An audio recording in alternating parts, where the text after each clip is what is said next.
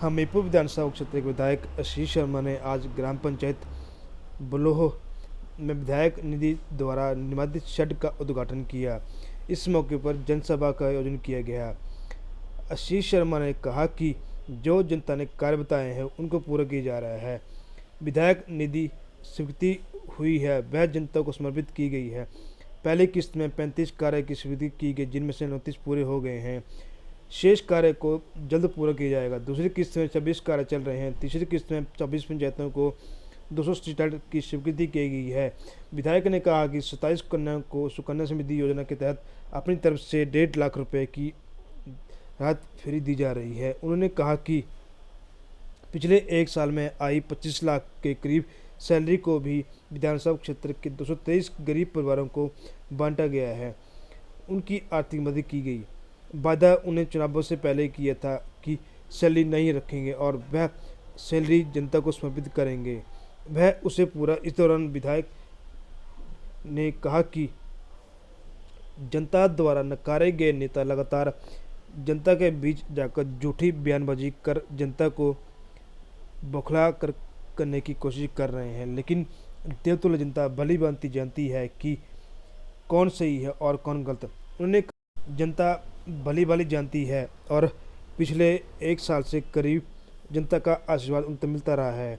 पिछले एक साल से सरकार के सौजन्य से भी कई कार्य हमीरपुर विधानसभा क्षेत्र के लिए स्वीकृत करवाए गए हैं, जिनमें से हमीरपुर बस स्टैंड, गसोता के पास खड के ऊपर पुल, तलासी गांव में रोड के लिए डीपीआर क्लियरेंस, लुंडरी गांव के लिए पुल के लिए डीपीआर सहित अन्य विकास कार्य जल्द ही पूरे करवाए जाएंगे। गसोता महादेव मंदिर में धार्मिक पर्यटन स्थल के रूप में विकसित किया जाएगा। उन्होंने कहा कि वह नेता अपनी चिंता करें। इस मौके पर विधायक ने कहा कि वह हमेशा से इस सकारात्मक सोच के साथ हमीरपुर में विकसित जनता के साथ खड़े हैं और माननीय मुख्यमंत्री के सहयोग से आगे बढ़ रहे हैं। हमीरपुर विधानसभा क्षेत्र में सरकार के सहयोग से आए दिन कुछ न कुछ मिलता रहता है।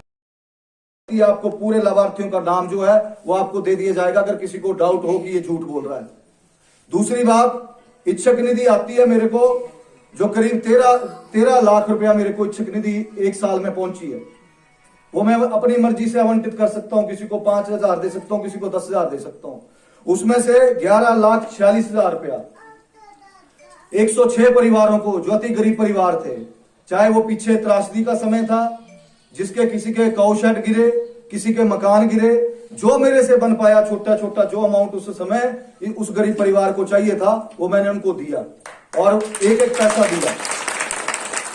इसके अलावा जब मैंने 2019 में चुनावी क्षेत्र में उतरने का सोचा था तो करीब 27 ऐसी बच्चियां थी छोटी जिनके माता पिता नहीं थे। माता थी लेकिन पिता नहीं थे, और उन बच्चियों को सुकन्या के तहत जो 10 साल से छोटी थी उनको मैंने 3,000 रुपया या 4,000 रुपया करीब सुकन्या योजना के तहत मैंने उन परिवारों से कमिटमेंट की थी कि 1.5 लाख रुपया जो है वो आपके जो खाते में है वो धीरे धीरे 3,000, 4,000, 2,000 करके डल जाएगा।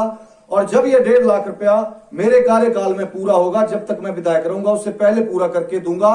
और जब आपकी बेटी 21 वर्ष की हो जाएगी, 18 साल के बाद, तो उस बच्ची को वो पैसा जो है 1.5 लाख रुपया जो है वो 6 लाख रुपया उसका मिलेगा। और 6 लाख रुपया मिलेगा ताकि उस बच्ची का भविष्य जो है वो अंधकार में नहीं जाए। वो चाहे वो अपना पैसा शादी के लिए यूज करे, चाहे अपनी पढ़ाई के लिए यूज करे। तो मैं आपको बता दूं कि उन 27 बच्चियों में से 8 बच्चियों के खाते में जो है वो 1.5 लाख रुपया पूरा हो चुका है जो उनको जाना था। इसके अलावा जो डेवलपमेंट के काम है आपकी पंचायत में जो आपने बताया वो भी किए गए। साथ में इसी मंच के माध्यम से आज मैं ये भी बताना चाहूंगा कि हमारे कई ऐसे नेता हैं जो हारे नकारे हैं, जिनको जनता ने नकार दिया है। जितना आशीर्वाद आपने मुझे दिया है उससे आधे वोट भी उनको नहीं डले हैं, लेकिन लोगों के बीच में अभी भी उनको शर्म नहीं है।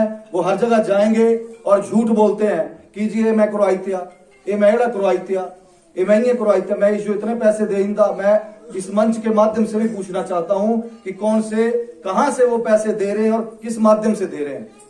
चाहे वो गसोती खड का पुल है जो गसोता महादेव के आगे नीचे को पड़ना है, जिससे ब्रालडू गांव को वो जाना है, वो नाबार्ड के तहत अभी डला है, उसकी स्वीकृति आनी है और उसका काम शुरू होना है। और उस पुल की ड्राइंग में प्रॉब्लम थी, उसको ठीक करवाया गया। विभाग से मैंने बात की है, जैसे ही स्वीकृति आएगी नाबार्ड से उस काम को शुरू कर दिया जाएगा। मैंने माननीय मुख्यमंत्री से इसके बारे में बात की थी और उन्होंने आश्वासन भी दिया था कि आने वाले 6 को जो चमरेड़ को रास्ता जाता है उसको कनेक्ट किया जाए। साथ ही हमारे विधानसभा क्षेत्र में एक गांव पड़ता है धनेड़ पंचायत में तलासी, वहां पे सड़क नहीं है, काफी समय से, शुरू से ही सड़क नहीं है।